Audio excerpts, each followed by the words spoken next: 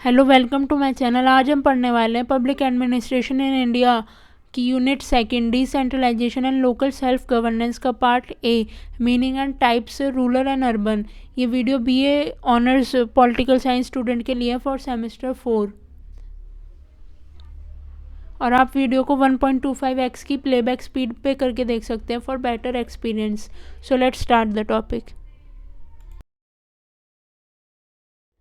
Decentralisation को हिंदी में विकेंद्रीकरण कहा जाता है, जिसमें कि जो सत्ता है वो केंद्र या राज्य से वितरित कर कर स्थानीय सरकार को दे दी जाए, यानी कि जो पावर है सेंट्रल और स्टेट गवर्नमेंट की, उसको लोकल गवर्नमेंट में डिस्ट्रीब्यूट कर देना डिसेंट्रलाइजेशन कहा जाता है। The idea of decentralisation is seen as an a major initiative to support the grassroots level of democracy. The basic idea is to transfer part of the power enjoyed by central or state government to concerned regional or local authorities. जो decentralisation का idea है वो basically as a major initiative देखा जाता है, बहुत ही important इसे माना जाता है ग्रास रूट लेवल पर डेमोक्रेसी के लिए। जो इसका बेसिक आइडिया वो यही है कि सेंट्रल और स्टेट गवर्नमेंट की जो पावर है उनको रीजनल और लोकल अथॉरिटीज़ में डिस्ट्रीब्यूट कर देना या ट्रांसफ़र कर देना। Thus, centralization can be seen as an attempt to enhance national unity, while decentralization is the demand of diversity and the need to attend to those. जहाँ पर centralisation process को ऐसे देखा जाता है कि वो नेशनल यूनिटी को एनहेंस कर रहा है, उसकी तरफ एक अटेम्प्ट जो है वो सेंट्रलाइजेशन प्रोसेस के द्वारा की जा सकती है। वहीं पर जो डिसेंट्रलाइजेशन है उसकी डिमांड किसी भी कंट्री की डाइवर्सिटी और उसकी नीड को ध्यान में रखते हुए की जाती है। Decentralisation can be define as a shift of administrative responsibilities from central ministries and department to regional and local administrative level by establishing field office of national department and transferring some authority for decision making to regional field staff. Decentralisation को define इस तरीके से किया जा सकता है जहाँ पर जो एडमिनिस्ट्रेटिव रिस्पॉन्सिबिलिटीज़ हैं वो शिफ्ट होती है सेंट्रल मिनिस्ट्रीज से टू रीजनल और लोकल एडमिनिस्ट्रेटिव लेवल्स पर, जहाँ पर वो एक अपना फील्ड ऑफिस इस्टेब्लिश करते हैं ऑफ नेशनल डिपार्टमेंट का, जहाँ पर उनको कुछ अथॉरिटीज़ दी जाती है डिसीजन मेकिंग की रीजनल फील्ड स्टाफ लेवल पर। Here are some definition of decentralization given by administrative thinkers such as, इसमें कुछ definition है जो कुछ एडमिनिस्ट्रेटिव थिंकर्स के द्वारा दी गई हैं, जैसे कि फर्स्ट है एल डी वाइट के द्वारा, जहाँ पर वो कहते हैं कि the transfer of power of administrative authority from lower to higher level of government is called centralisation and cover decentralisation. जो पावर का ट्रांसफ़र है एडमिनिस्ट्रेटिव अथॉरिटी में लोअर से हायर की तरफ, हायर लेवल की तरफ जा रहा है, तो उसको गवर्नमेंट के उस प्रोसेस को सेंट्रलाइजेशन कहते हैं और वो ही कवर करते हैं डिसेंट्रलाइजेशन प्रोसेस को। Friedman, decentralization is also seen as a process of transfer of responsibility, authority and function from a superior government unit to lower governmental unit. Friedman के अकॉर्डिंग जो डिसेंट्रलाइजेशन है वो प्रोसेस है जहाँ पर रिस्पॉन्सिबिलिटी और authority का ट्रांसफ़र होता है, उनके फंक्शन का ट्रांसफ़र होता है सुपीरियर गवर्नमेंट जो यूनिट है उससे लोअर गवर्नमेंटल यूनिट की तरफ जो ट्रांसफ़र हो उसे ही डिसेंट्रलाइजेशन कहा गया अकॉर्डिंग टू फ्रेडमैन।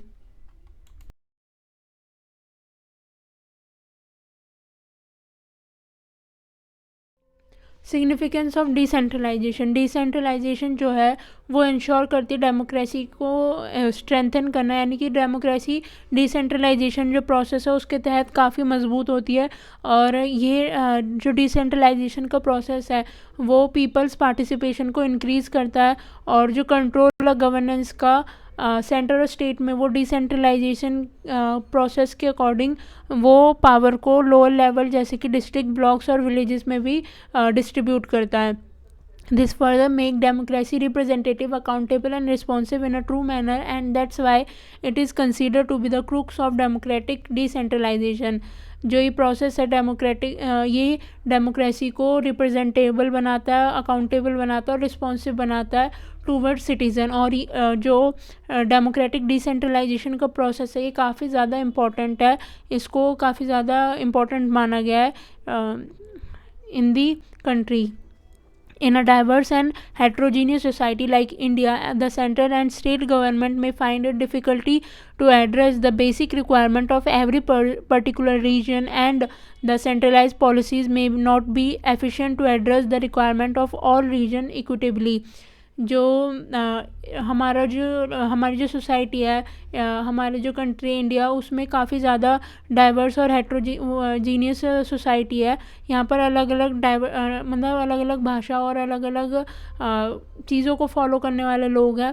तो उनकी रिक्वायरमेंट और किसी भी एक पर्टिकुलर एरिया की रिक्वायरमेंट या रीजन की रिक्वायरमेंट को पूरा करने के लिए जो सेंट्रलाइज पॉलिसीज़ हैं वो एक तरीके से एफिशिएंट नहीं है. इन्हीं चीज़ों को एड्रेस करने के लिए, इन्हीं सारे रिक्वायरमेंट को एक समान बनाने के लिए रीजनल जो ब्लॉक्स हैं इनको, मतलब रीजनल ब्लॉक्स और रीजनल अथॉरिटी इनका इस्टेब्लिशमेंट किया गया है. In such a scenario, decentralization help in identifying the crucial and significant issue about a particular region. इस तरीके से डिसेंट्रलाइजेशन जो है वो मदद करता है किसी भी एक पर्टिकुलर इलाके के कुछ जो इशू हैं या फिर कुछ उसके जो इम्पोर्टेंट काम है उसको आइडेंटिफाई करने में और उसको पूरा करने में. It can further contribute to overcoming the limitation of centrally controlled public policy. One of the major aim to decentralization is to ensure active people's participation in decision making process. जो इसका एक मेन ऑब्जेक्टिव है, इसका एक major M है, वो ये है डिसेंट्रलाइजेशन का कि वो इंश्योर करे जो लोग हैं वहाँ के, उस पर्टिकुलर एरिया के जो लोग हैं, रीजन के जो लोग हैं, वो डिसीजन मेकिंग प्रोसेस में एक्टिव रहें और उसको अच्छे तरीके से पार्टिसिपेट करें. डिसेंट्रलाइजेशन इन इंडिया, जो बेसिक आइडिया डिसेंट्रलाइजेशन को वो ये है कि किसी भी तरह के इशू और प्रॉब्लम को लोकली एड्रेस करना और साथ साथ पीपल्स पार्टिसिपेशन को एनहेंस करना. As there is saying that every problem has solution in its own root. ये कहा जाता है कि जो कोई भी प्रॉब्लम हो उसका सोल्यूशन उसकी खुद की जड़ों में है. और जब हम डिसेंट्रलाइजेशन को इंडियन कॉन्टेक्स्ट में पढ़ते हैं तब जो टर्म है डेमोक्रेटिक डिसेंट्रलाइजेशन वो काफ़ी ज़्यादा यूज़ होता है. ये जो डेमोक्रेटिक है वो प्रीफिक्स के तौर पर यूज़ होता है जिसमें वो डिसेंट्रलाइजेशन को इफ़ेक्टिव और एफिशिएंट टूल ऑफ डेवलपमेंट कहता है. जो मेजर स्टेप थे डिसेंट्रलाइजेशन इन इंडिया में वो लिए गए थे 1992 में, जब 73rd कॉन्स्टिट्यूशनल अमेंडमेंट एक्ट को पास किया गया था, जिसमें रूरल लोकल बॉडीज़ को कॉन्स्टिट्यूशनल स्टेटस प्रोवाइड किया गया था. कॉन्स्टिट्यूशन के अकॉर्डिंग ये 3 टायर स्ट्रक्चर गवर्नेंस थी और रूरल एरिया में, जिसे रूरल एरियाज़ में कहा जाता है पंचायती राज इंस्टीट्यूशन.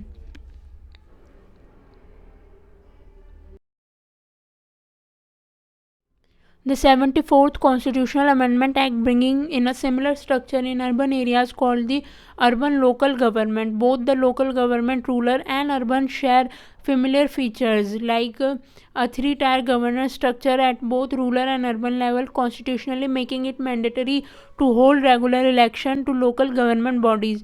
साथ ही साथ जैसे 73rd कॉन्स्टिट्यूशनल अमेंडमेंट एक्ट जो था वो रूरल लोकल गवर्नमेंट के लिए था, और जो 74th कॉन्स्टिट्यूशनल अमेंडमेंट एक्ट है वो बेसिकली अर्बन लोकल गवर्नमेंट के लिए है, जहाँ पर लोकल गवर्नमेंट जो है एक फॉर्म की जाती है अर्बन इलाके में. और जो लोकल गवर्नमेंट है रूरल की और अर्बन की, उनके जो फीचर्स हैं वो काफ़ी ज़्यादा सिमिलर हैं. जैसे कि एक 3-टायर गवर्नर स्ट्रक्चर है दोनों में, रूरल में भी अर्बन में भी, और इसको कॉन्स्टिट्यूशनली मैंडेटरी करा गया है कि लोकल गवर्नमेंट बॉडीज़ के इलेक्शन हो, और एटलीस्ट 1/3 सीट जो है वो रिज़र्व की गई हैं विमेंस के लिए, और इसके प्रोपोर्शन में रिजर्वेशन की गई है SC ST और OBCs के लिए. और एक स्टेट इलेक्शन कमीशन की क्रिएशन की गई है, उसको बनाया गया है जहाँ पर वो पंचायत और म्यूनसिपल इलेक्शन को कंडक्ट कराती है. और इसके लिए मतलब जो रूरल और अर्बन बॉडीज़ हैं, गवर्निंग बॉडीज़ हैं, उनके लिए एक स्टेट फाइनेंस कमीशन क्रिएट किया गया है, उसका प्रोविज़न क्रिएट किया गया है जहाँ पर जो भी फाइनेंशियल रिलेटेड फिस्कल अमाउंट हो उसको डिसेंट्रलाइजेशन किया जाए. Function decentralization has been administered by assigning 29 function to the rural and 18 function to the urban bodies under 11th and 12th schedule of the constitution. कुछ फंक्शन जो है वो decentralisation के according administrators ने डिस्ट्रीब्यूट किए हैं, जिसमें से 29 फंक्शन जो है वो रूरल लोकल बॉडीज़ के हैं और वहीं पर 18 फंक्शन जो है वो अर्बन बॉडीज़ के हैं under the 11th and 12th schedule of the constitution of India.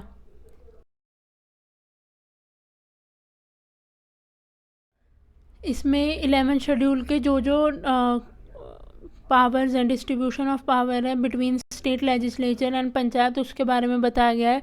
ये रूरल एरियाज़ के लिए है, जिसमें 29 सब्जेक्ट जो हैं वो लिस्टेड है, जो कि है agriculture, health related, poverty alleviation programme, culture activities, rural housing. ये सारे जो भी हैं ये रूरल डेवलपमेंट के लिए कुछ प्रोग्राम हैं. आप इनको एक बार रीड कर सकते हैं.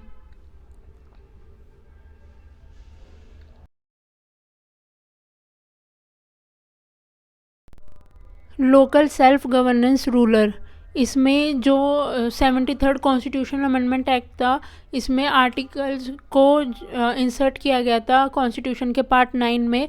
आर्टिकल 243 से लेकर 243O तक कॉन्स्टिट्यूशन में ये सारे rural local government related articles हैं. इसके कुछ की फीचर हैं, जैसे कि जो आर्टिकल 243 है उसमें वो एक ग्राम सभा की ऑर्गेनाइजेशन करते हैं.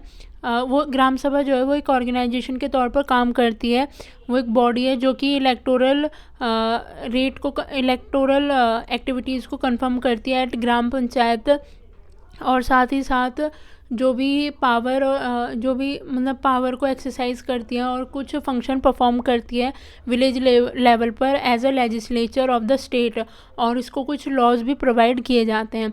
वहीं पर जो ये दूसरा आर्टिकल है, इसमें पंचायत फॉर्म करना विलेज लेवल पर, इंटरमीडिएट और डिस्ट्रिक्ट लेवल पर हर एक स्टेट में कॉन्स्टिट्यूशनली स्टेटस प्रोवाइड कराया गया है. और नेक्स्ट आर्टिकल में SC और ST के लिए रिजर्वेशन है according to their respective share in panchayat, और साथ साथ 1/3 सीट जो है वो रिजर्व है विमेंस के लिए. और नेक्स्ट आर्टिकल में जो ड्यूरेशन है पंचायत की, हर पंचायत की ड्यूरेशन 5 साल के लिए उस डेट से जिससे उन्हें अपॉइंट किया गया था for its first meeting. Article 243 के जो है उसमें कॉन्स्टिट्यूशन ये कहता है कि एक स्टेट लेवल इलेक्शन कमीशन का गठन करना, जिसमें वो जो कि हर 5 साल के बाद लोकल बॉडीज़ के इलेक्शन को करवाएगी और अच्छे से मतलब इंश्योर करेगी फ्री एंड फेयर इलेक्शन हो.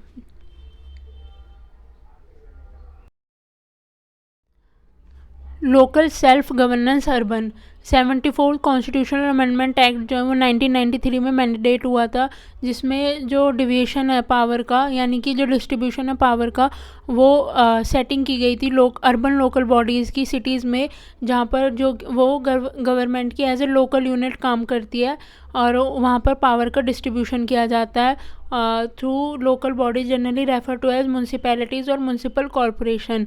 और जो लोकल बॉडीज़ हैं उन्हें म्यूनसिपैलिटीज़ और म्यूनसिपल कॉरपोरेशन कहा जाता है. ये एक्ट जो है इंसर्टेड है पार्ट 9A में, जहाँ पर जो इसके आर्टिकल हैं वो 243P से लेकर 243ZG तक है, और इसके कुछ की प्रोविजंस हैं जिसके बारे में हम पढ़ेंगे. Article 243Q constitution of municipalities, इसमें कॉन्स्टिट्यूशन ये कहता है कि म्यूनसिपैलिटीज़ का गठन किया जाए एज ए नगर पंचायत, जो कि एक ट्रांजिशनल एरिया होगा from a rural area to and urban area, municipal corporation for a smaller urban area and municipal corporation for larger urban areas. जो म्यूनसिपल कॉरपोरेशन है वो अर्बन एरियाज़ में स्मॉलर एरियाज़ के लिए भी और लार्जर एरियाज़ के लिए भी काम करेगी. साथ ही साथ सीट्स का रिजर्वेशन करना SC और STs के लिए. SC एंड STs के लिए सीट्स का रिजर्वेशन उनके जो रिस्पेक्टिव शेयर है पंचायत में उसके अकॉर्डिंग होगा, उसके प्रोपोर्शन के अकॉर्डिंग होगा. और सेम जैसे रूरल में था 1/3 सीट रिजर्व होंगी विमेंस के लिए, और सेम ही उसी की तरह रूरल की तरह इनके फीचर्स जैसे कि जो ड्यूरेशन है म्यूनसिपैलिटीज़ का वो 5 सालों के लिए कंटिन्यू होगा उस डेट से जिस डेट पर उन्हें अपॉइंट किया गया था for their first meeting. Power authority and responsibilities of municipalities, जो भी पावर है, अथॉरिटी है और किसी भी तरह के काम की रिस्पॉन्सिबिलिटी है वो म्यूनसिपैलिटी की होगी। और म्यूनसिपैलिटी जो है किसी भी मतलब अपने एरिया में उसके पास पावर है कि वो टैक्सेस इम्पोज कर सके थ्रू कमर्शियल फंडिंग्स।